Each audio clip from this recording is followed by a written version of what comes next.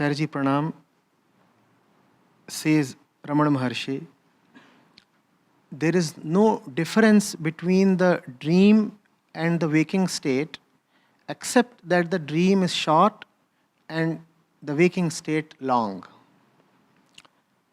Further, at one place it is said, just before waking up from sleep, there is a very brief state free from thought that should be made permanent. Now, are the two states of dream and waking same or different? What is this brief state mentioned between dreaming and being awake, and how to make that brief state permanent in daily life? Okay.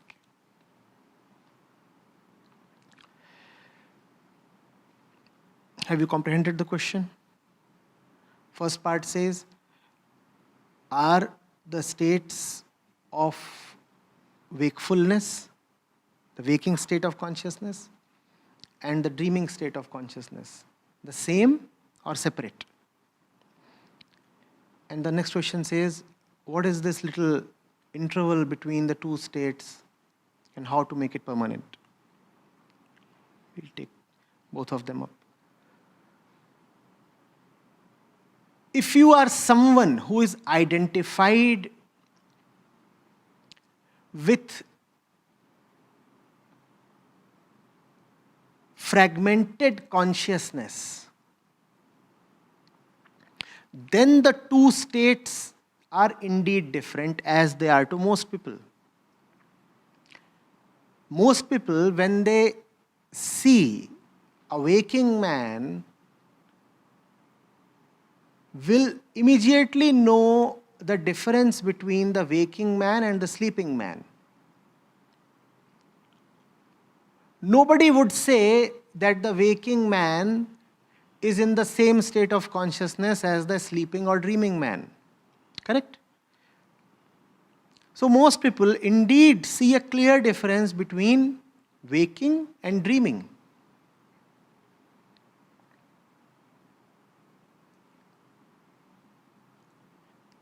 It's almost like being inside a house. When you are inside a house, then you clearly see the difference between being in one room and being in another room of the same house. Correct? You say this fellow is in the drawing room and that fellow is in the bedroom. So there is a difference. Because you yourself are contained in the house. Now shift the frame of reference. Consider someone who is standing outside the house. To the fellow who is standing outside the house, the only possible distinction is, are you in the house or are you outside the house? Are you in the house or are you outside the house? The house has 3 rooms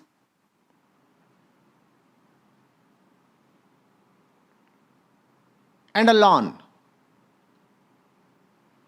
The house has 3 rooms and a lawn. The ones who remain confined within the house are surely going to be found either in one of the 3 rooms or in the lawn. You cannot be found simultaneously in 2 rooms, can you be? If you are within the house, you will be found in one of the 3 rooms or in the lawn. That's the situation of the normal mortal being. He is either awake or dreaming or sleeping without dream. These are the 3 rooms. Or he is dead. That is the lawn. All this happens within the boundaries of the house. So there are these 3 states of what you call as life, and then there is a 4th thing called death, which again happens within the boundaries. And because this man never manages to break free of the house, because this man never manages to leap out of the boundaries, so all that he ever knows is the 3 rooms and the lawn.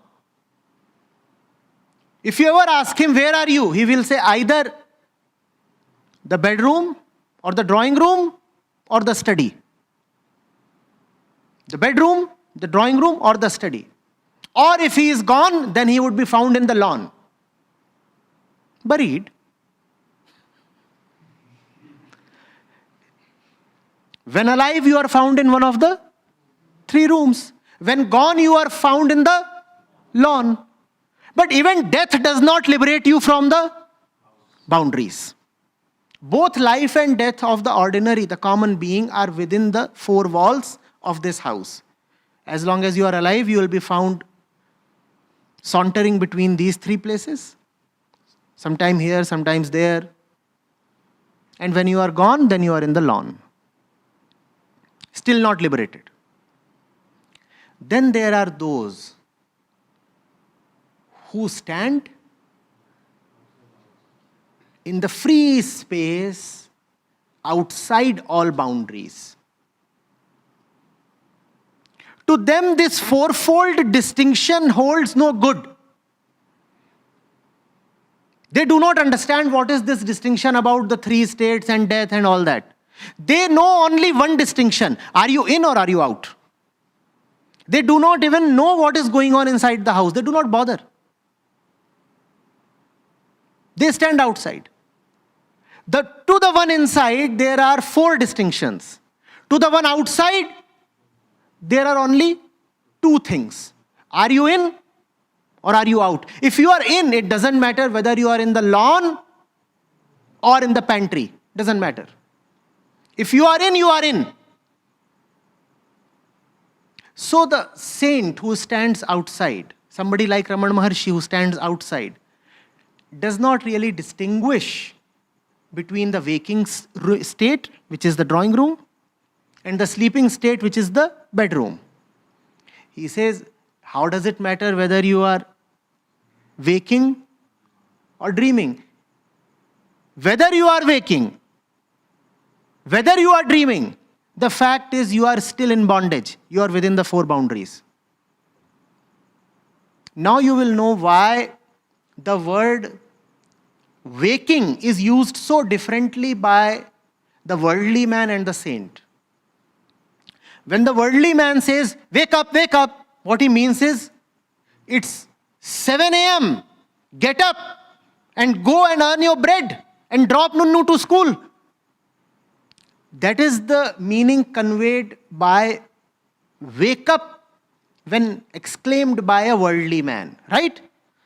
All of you have sometimes or often or very regularly been told to wake up, wake up, wake up. All that this person wants to say to you is, come on, get up and move from bedroom to drawing room. This fellow does not want to say, come on, get up and move out of the 4 walls. That's what the word wake up means in worldly parlance. Move from one room to the other. Wake up, wake up. When the saint tells you, wake up, what does he mean? Come on. If the gates do not open, break through the wall. Wake up. Are you getting it? Therefore, the word awakening has very different meanings when used by a saint and when used by a commoner. When a saint says, awaken and arise, he doesn't mean that you should now come over to the drawing room all decked up. You know what he means. He says, come on, pole vault, outside. And if the walls do not allow you to break free, then you break your head against the walls. But under no conditions must you accept to remain confined. Wake up. These 3 rooms and that lawn should not become your destiny. You do not belong here. Are you getting it? Now you tell me, are the two states of consciousness, which is the waking state and the dreaming state, the same or different? Seen from the point of view of the worldly man, they are different. Seen from the point of view of the saint, they are the same. The saint will say, you know, son, when you are dreaming, you are dreaming. And when you say that you are awake, you are still dreaming. So to me, it makes no difference whether you are in sleep or awake. No difference at all. You just keep on moving from one dream to the other. Sometimes your dream is with eyes closed. At other times you dream with your eyes open. But never have you ceased dreaming. You dream all the time. You dream for 100 years. And then the dream does not end. Then you start dreaming that you have died. Even your death is a dream. Your entire life was a dream spent in 3 compartments. And then comes another dream called death, which is spent in the 4th compartment called the lawn. Even death does not end your dream. Death is just a continuation of the dream. And that is why India said that death will not liberate you. Death does not mean liberation at all. That which was within the 4 walls will continue to remain the 4 walls even after your death. Is the lawn outside the walls? It is not. So how will death liberate you? Are you getting it? So wake up.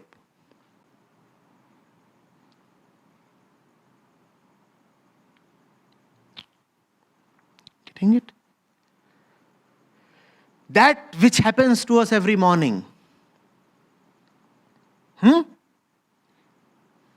This perfunctory biological movement of the eyelids is a very comical and utterly false indicator of awakening. Just because these little muscles over here start twitching, that does not mean that you have woken up. Or does it? Tell me, please. Is awakening such a cheap thing that you can achieve it merely by the ringing of an alarm bell? An alarm bell rings and you are awakened.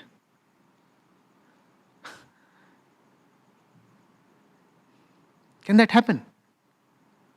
So surely that which we call as the waking state of consciousness is just an extension of the dream state of consciousness.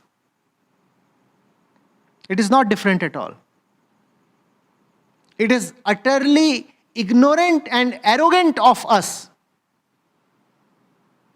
to call the dream in the night as dream and the stuff in the daytime as real. The stuff in the daytime is as much of dream stuff as the stuff in the night.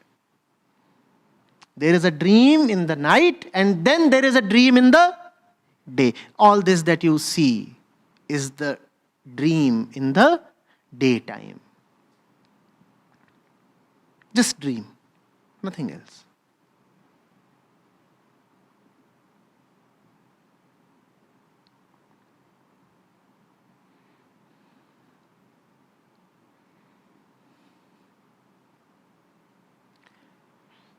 Are you with me? So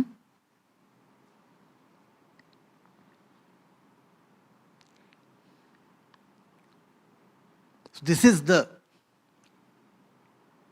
palace of dreams. What is life?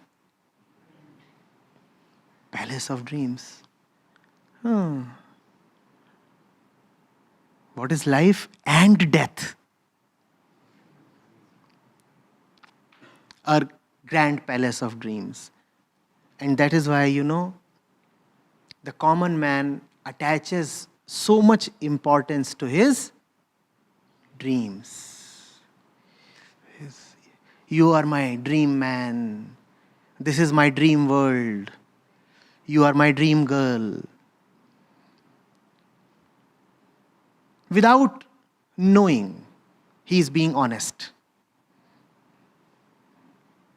Actually, he can be honest only when he does not know that he is being honest.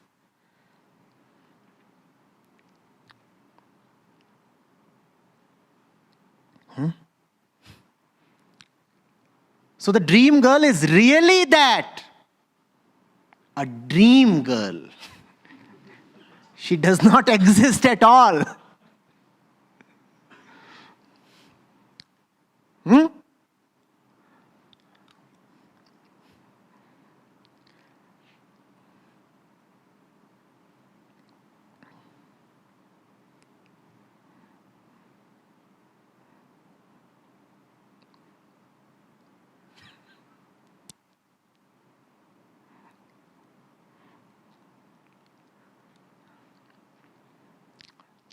Is freedom from dreams possible? Obviously. If there is someone who is talking of dreams, it means he is woken up.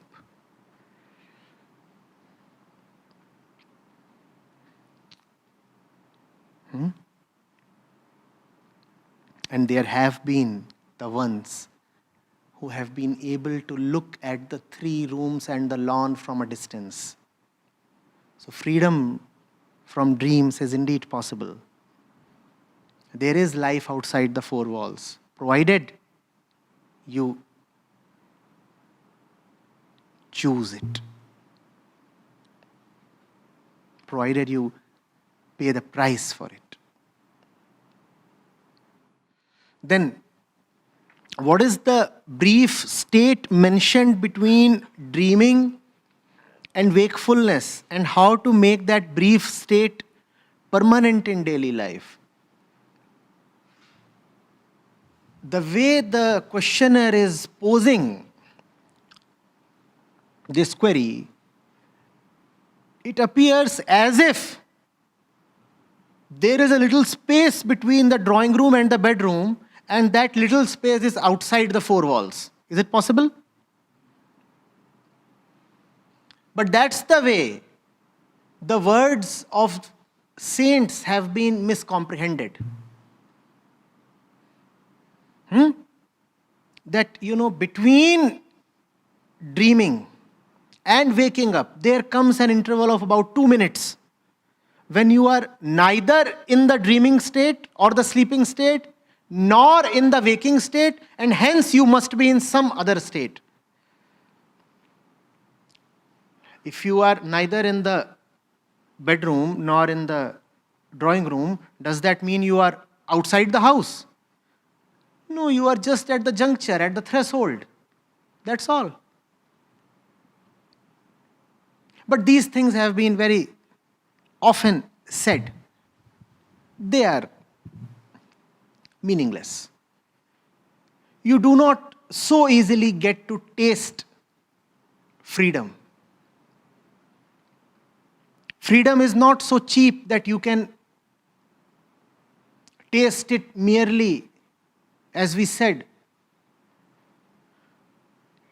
by the ringing of an alarm bell. The alarm bell rung, and there was a brief period of a few seconds when I was neither asleep nor awake. So surely I must have been in Turiya. This is nonsensical. It doesn't happen that way.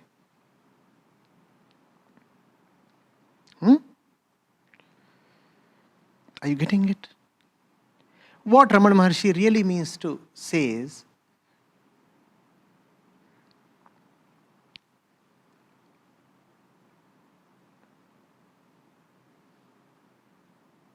the house might be very, very confined. But there is no house that can exist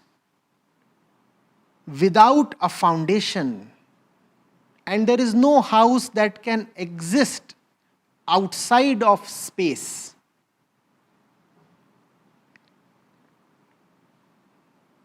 So even if the house is as barricaded and as closed as a penitentiary, still it has glimpses of freedom to offer you. Even if you are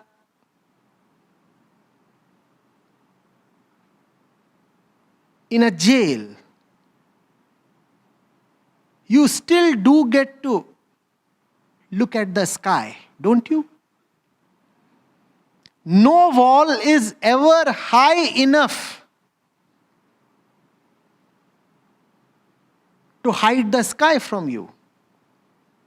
And no structure can ever enclose you so completely that you do not even have a window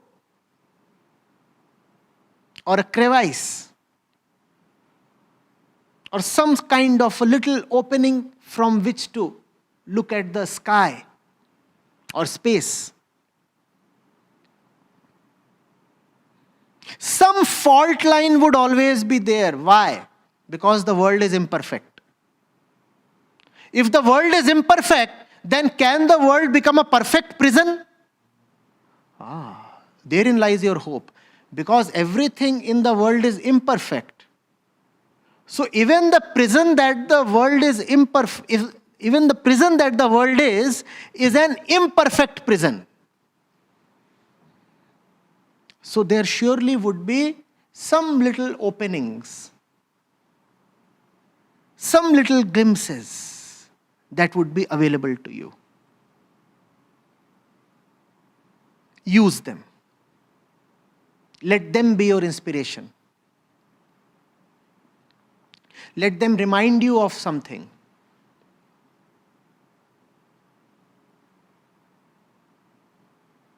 There would be occasions when you would not know what state of consciousness you are in. How? All three states of consciousness are well known to you. You have been through that experience again and again. You know that experience, right? There are times in your life when something entirely new happens to you which has never been in your experience before. Those are the glimpses, those are the little cracks in the wall. Through them, you get some little idea of what it means to be free. Those moments are precious, those encounters are precious. Stick to them and let them really motivate you. And that's the real meaning of the word motivation. Freedom has to be the only motive. Therefore, all motivation must pertain only to freedom. If you say you are motivated, it must mean that your motivation points towards liberation. Otherwise, you are just abusing the word motivation.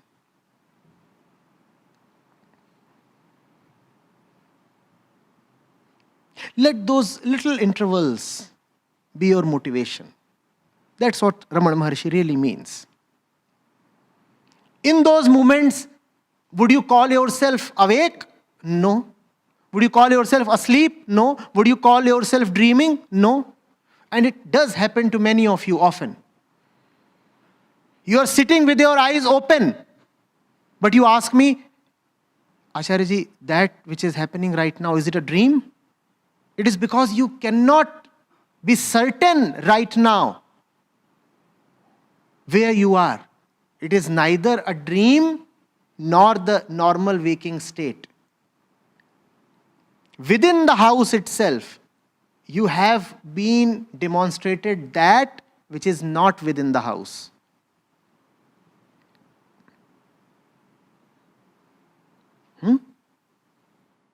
Just download the Acharya Prashant app, and there you go to the community section, and you have live testimonials streaming in at the rate of 1 every 5 minutes. I'm seeing lives change in thousands, if not millions, every day in front of my own eyes. We are doing it. Right. We have actually done it. Join the community of more than 2 lakh participants on the Acharya Prashant app. Your first month is completely free. You'll get full access to Gita Mission. On the app, you will get regular live sessions, daily exclusive conversations with Acharya Prashant, access to the vibrant Gita community, wisdom exams, curated news, audiobooks, quotes, and much more. Search Acharya Prashant on Google Play Store or Apple App Store and download now.